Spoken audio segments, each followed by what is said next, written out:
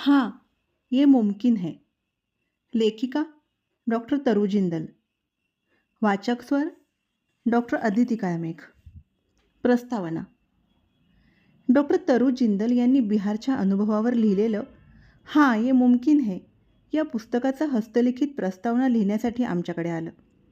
त्यातील अनुभव मन सुन्न करणारे आहेत. 21व्या शतकात देखील आरोग्याबद्दल भारतात आज ही परिस्थिती आहे, ही गोष्ट खरंच मन अस्वस्थ करून जाते. डॉक्टर तरु जिंदलसारख्या तरुण डॉक्टरांनी बिहारसारख्या मागास भागात जाऊन काम करण्याचा निर्णय स्वतःहून घेतला, ही फार प्रेरणादायी गोष्ट आहे.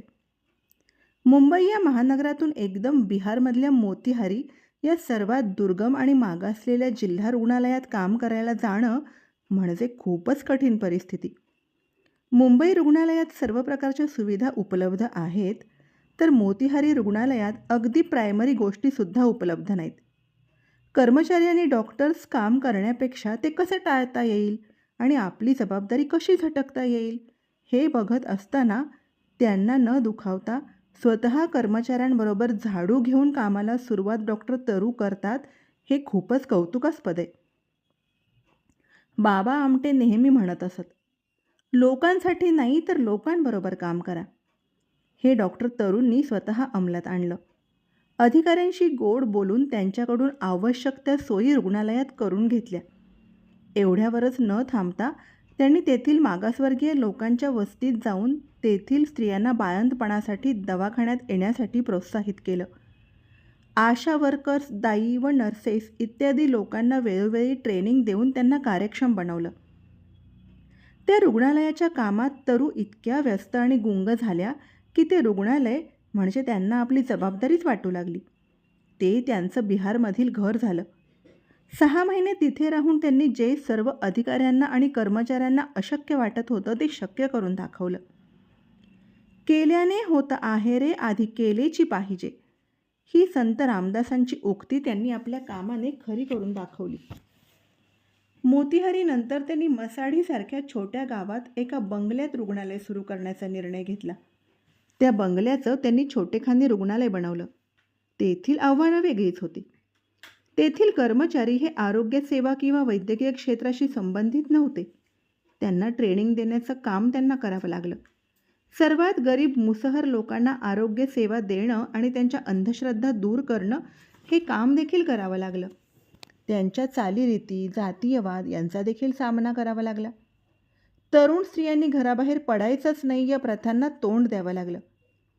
महात्मा गांधी आणि विनोबांच्या विचारांचा आणि कामाचा तरुवर असलेला प्रभाव स्पष्ट दिसून येतो. त्यामुळे त्यांनी लोकांकडून जमीन घेऊन सामूहिक शेतीचे प्रयोग केले. तेथील लोकांचं न्यूट्रिशन सुधारावं असा त्यामागील हेतू होता. गाव स्वच्छतेची मोहीमही त्यांनी राबवली. स्त्रियांच्या सर्वच आरोग्याच्या प्रश्नांवर त्यांनी काम केलं. जननेंद्रियाची स्वच्छता, ॲनिमिया, लैंगिकता, संतती नियमन, मासिक पाळी या विषयांवर त्यांनी कार्यशाळा घेतल्या. तेथील स्थानिक मुली-मुलांना नर्सिंगचं प्रशिक्षण दिलं. कोणीही डॉक्टर इथे राहू शकत नाही, हे तपासणी अधिकाऱ्यांचं विधान त्यांनी आपल्या कार्याने खोटं पाडलं. दुर्दैवाने 2 वर्षांपूर्वी तरुणची प्रकृती बिघडल्यामुळे उपचार घेण्यासाठी त्यांना मुंबई दिल्लीला जावं लागलं. उपचारासाठी बिहार सोडावं लागलं. बिहारचं काम सोडावं लागल्याचं त्यांना अतिशय दुःख झालं, तरी त्या खचून गेल्या नाहीत. आपल्या प्रकृतीला झेपेल असं काम त्यांनी निवडलं आणि त्या कामात स्वतःला झोकून दिलं. स्तनपानाचं महत्त्व आयांना पटवून देण्यासाठी त्यांनी लॅक्टेशन कन्सल्टंटचं जागतिक पातळीवरचं प्रमाणपत्र मिळवलं.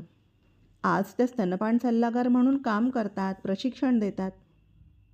सर्वच कार्यात त्यांना त्यांच्या नवऱ्याची डॉक्टर धरव यांची मनःपूर्वक साथ मिळाली. त्यांच्या प्रेरणेमुळेच ते बिहारसारख्या दुर्गम भागात काम करायला गेल्या. सामान्य स्त्रियांसारखं घर, मूल हे न करता आधी त्यांनी अंतःप्रेरणेचं ऐकलं आणि बिहारला पहिली पसंती दिली. आता त्यांच्या प्रकृतीमुळे मूलबाळ होणं अशक्य असलं तरी त्याचं त्यांना फारसं दुःख नाही. आधी जर मूल झालं असतं तर बिहारला जाणं कठीण झालं असतं आणि मनासारखं जगण्याचं समाधान मिळालं नसतं असं त्या म्हणतात. प्रत्येक तरुण डॉक्टरने जर आयुष्याचं 1 वर्ष ग्रामीण भागात अथवा आव्हानात्मक भागात प्रामाणिकपणे काम केलं तर भारताची आरोग्यसेवा सक्षम होईल आणि भारतामधील आरोग्याचं कोणतंही आव्हान फार अवघड नसेल. प्रत्येक तरुण डॉक्टरने आणि मेडिकलच्या विद्यार्थ्याने हे पुस्तक जरूर वाचावं. तरू यांची भाषा ओघवती आहे. तसंच रमा हर्डीकरांनी केलेलं भाषांतर पण उत्तम जमलंय. त्यांनी मराठी भाषेचा लहेजा योग्य रीतीने सांभाळला आहे. तरुणांना हे पुस्तक प्रेरणादायी आहे. डॉक्टर तरूंची प्रसंगांना धैर्याने तोंड देण्याची जिद्द बघून अशी खात्री आहे की या आजारातून त्या सही सलामत बाहेर पडतील आणि पुनश्च कार्याला लागतील. त्यांना लवकर आराम पडावा ही आम्हा उभयतांतर्फे शुभेच्छा. डॉक्टर प्रकाश आमटे, डॉक्टर मंदाकिनी आमटे, लोक बिरादारी प्रकल्प, हेमलकसा. धन्यवाद.